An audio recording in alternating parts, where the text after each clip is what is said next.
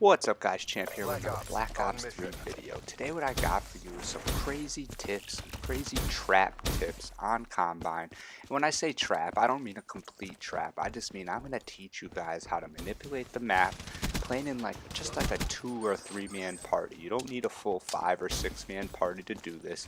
You're going to be able to manipulate the spawns using just a sentry gun so that you know where the enemy team's going to spawn most of the time. You can maximize your kills and really mess up the enemy team.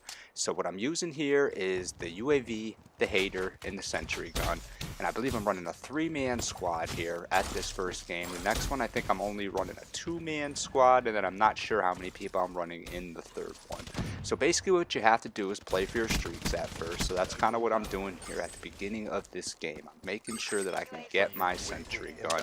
Getting the sentry gun is the most key to setting this up, so you have to play a little smart at first to get that. But if you got another good player, you're both running UAVs, getting a sentry gun shouldn't really be a problem. So yeah, I just picked it up right there. We're playing kill confirmed in this first game, but I'm going to show you guys that this works on 3 different game modes, because I'm not going to get just one nuke in this game. I'm going to get 2 nukes.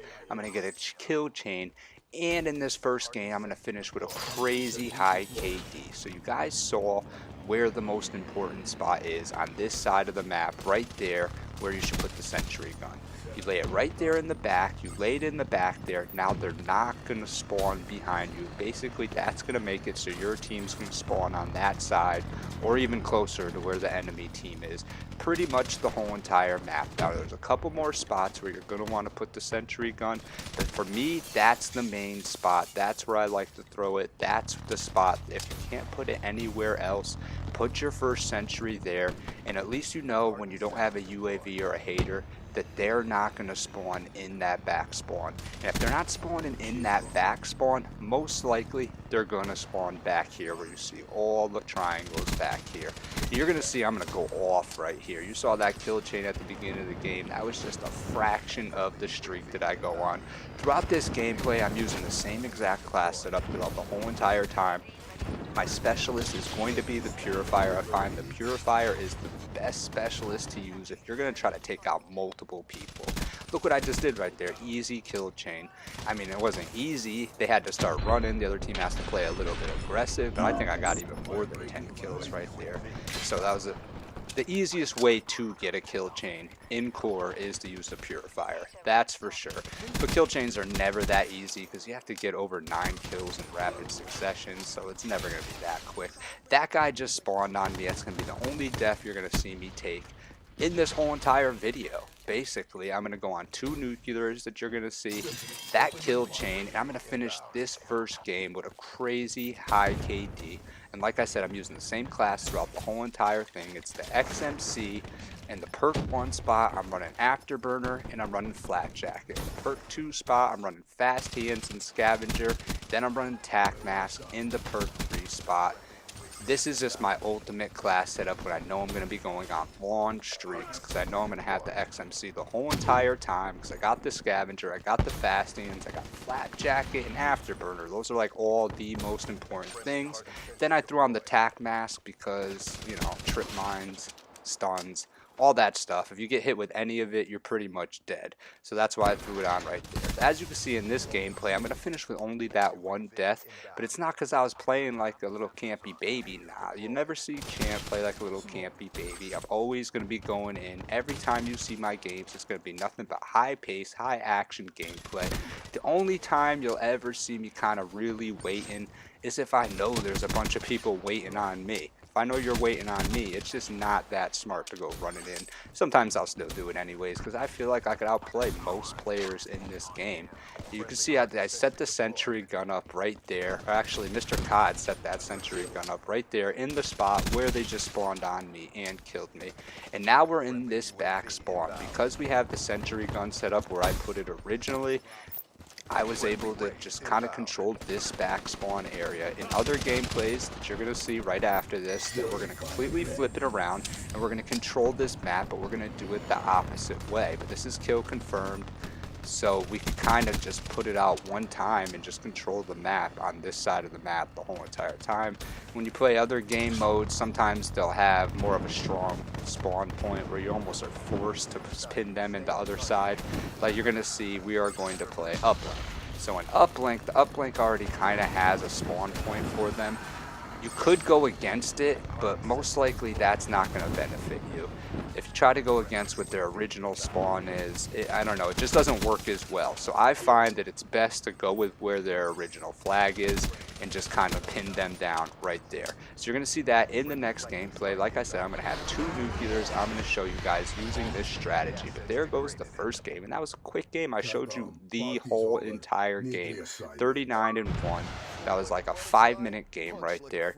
Playing kill confirm. Kill confirm obviously is going to be the quickest game because when you're pinning people in like that and dominating them, you're just grabbing tags. But in other game modes, like you're going to see like uplink and in domination, you could actually make the game last a little bit longer by doing this, which will make it so you get more kills at the end of the game. I mean, 39 kills in a kill confirm game, all gun kills, that's pretty good. But that's not like undoable. You know, you don't need to use this trick to do that. But this trick is going to help you have a higher KD.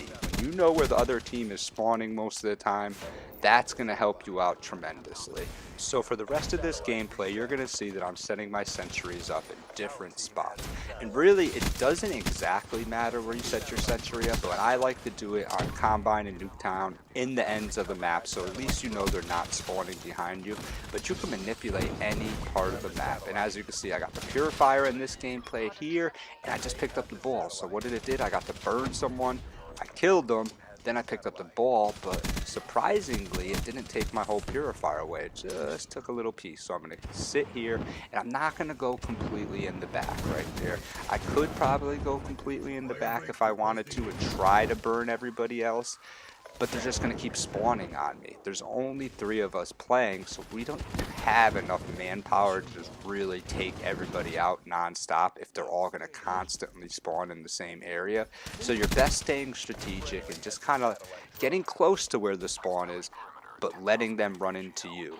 That's the best way to do it, especially if you got the haters streaking like we do right here. That just makes everything easier. So I do suggest play with another good player when you're going to do this, or else it's not going to work as good. You got to both be able to get the sentries. If you're both getting sentries pretty consistently, pretty early in the map, then you're going to have no problem locking this down. The other sentry spot is basically right where I am right here, but a little further back. I put it right behind the head glitch right there, and that usually helps me out. And that sentry spot works on both sides of the map, because as you can see, they are now going to spawn just in this one spot. Before they would spawn kind of around where the sentry was too if no one was over there, but now they're pretty much stuck spawning in one side of the map right over here. You can see on the hater that they're all just constantly spawning right over on that side of the map. There's really not much else they could do.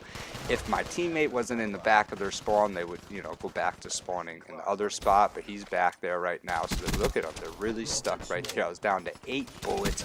Instead of waiting for the half to retire, I just decided to go running. Guns a-blazing, that's how you gotta play. Look at me, even right now, I'm trying to go in the back of the spawn. So in the second half, you're gonna see that we're gonna flip it around, and then we're gonna trap them on the other side. I never exactly showed you where Mr. Cod put the sentry in our spawn, but it's basically, if you play domination, it's where the flag would be, pointing towards the back, so that you can kind of cover where that little room is to the right and the whole back spawn area. So now the spawns have flipped and we're back to the original area that we were in that first kill confirmed game. So they're all stuck back here by the rocks, and I actually prefer them in the back by the rocks here because you have a lot of cover to move your way in. When I got the Purifier, you're going to see in this gameplay I go off in with the Purifier in that back spawn area. So I'm going to let you guys listen to some music while you watch the end of this gameplay. But basically, like I was saying, 2 sentries, that's all you need. We're not trapping. This isn't a complete trap video because I actually find that to be very cheesy to just trap someone in there and then constantly kill them with like a brecci or stab them in the back. I don't think that's right. That makes people not want to play the game. But if you're good enough where you can kind of manipulate the spawns and put the sentries where you want them so that they don't spawn there, I don't find that to be as bad because that's what the sentries are for, in my opinion. So you're just using them what the game intended them to be there for. You're not manipulating the spawns too much where you're just completely cheating and stabbing people in the back. They still have a fair chance of killing you when they spawn in. They have plenty of time to try to kill you. They just have to be good enough to try to get you. All you're really doing is making sure you know which direction the enemy is coming from, but that's going to help you tremendously. Look, there's my sentry. Got that one set up. We got the other one set up in the back, and that's pretty much it. And another good sentry spot on this map after you already set those two up is the up top spots. Anything up top that looks over the middle, like up top to the right or up top to the left, depending on which side you're on.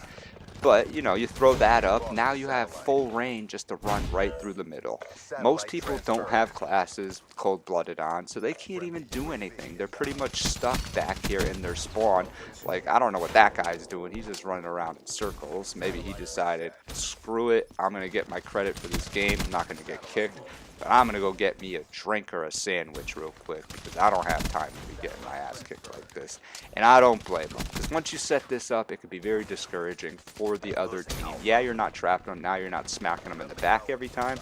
But look at me. I'm running right in and just straight dominating them. This is going to be the third gameplay, the last nuclear. I'm going to let you guys watch this with some music. I hope you guys like these gameplays. And if you do, definitely hit the like button. If you want to see more, subscribe to me at Champ Gaming. Got plenty more Black Ops 3 gameplays to come, and I'm actually going to do a World War II video in my next video. I might actually post it pretty quickly. I'm going to work on it tonight because I just played Kill Confirmed, and Kill Confirmed might just save hardcore in World War II because it's a lot of fun. It makes people come out of their camping spots and actually play the game, and that's the main thing that makes that game terrible, really, is the way people camp. It could be a good game if people didn't play the way they did, but the game is made, and so, like, you're going to play better if you camp, so that's why people camp. People want to play good. They figured out that's a good way to play, and that's why they do it. You almost can't blame them for it. It's the way the game is made. And that's why people have to play like that to do good. Even when you watch the top YouTubers in World War II, they are camping. Like, the whole time they're camping. You watch their gameplays, they're just editing them to crap because they camp so much and they're trying to hide that from you, but there's really no way around it. Like, you almost have to play like that. There's a couple YouTubers you could watch that don't have to play like that. Like the Korean guy, I mean, he's pretty nasty. He's unbelievable. So I don't think he really camps. I think he just rushes the whole time, but he probably dies a lot on the games that he doesn't show you. And then when he shows you a gameplay, he's rushing, it's high action, high pace, because that's just his style. He likes to play like that. And I find his games to be a little more entertaining. So if I'm going to watch World War II, that's who I'm going to watch. But like I said, subscribe to the channel, hit that like button. This has been Champ at Champ Gaming. I hope you like the gameplays and enjoy. That's that sentry I was talking about right there up top.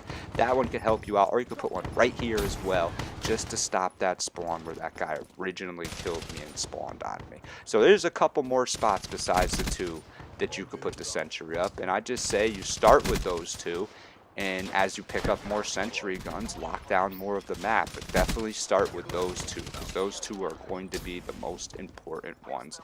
The most important one being definitely the back spawn.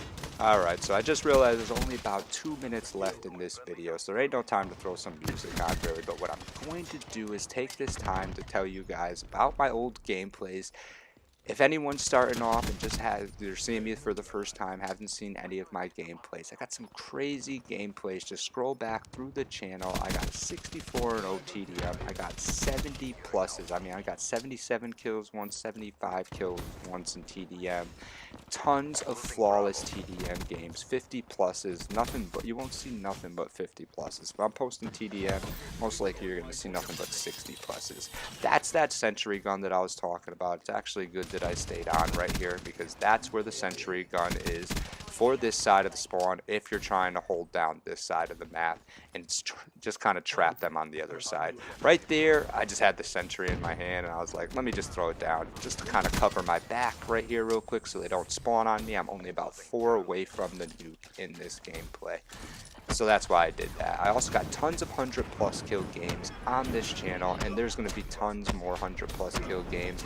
I just haven't been posting those because those are long gameplays. So I've been getting so many nuclears. I've been trying to show you guys my nuclear gameplays. I just find a gameplay is not really a gameplay until you get a nuclear. Unless you go like one death, like I did in this first game, and then go on like another crazy gun streak.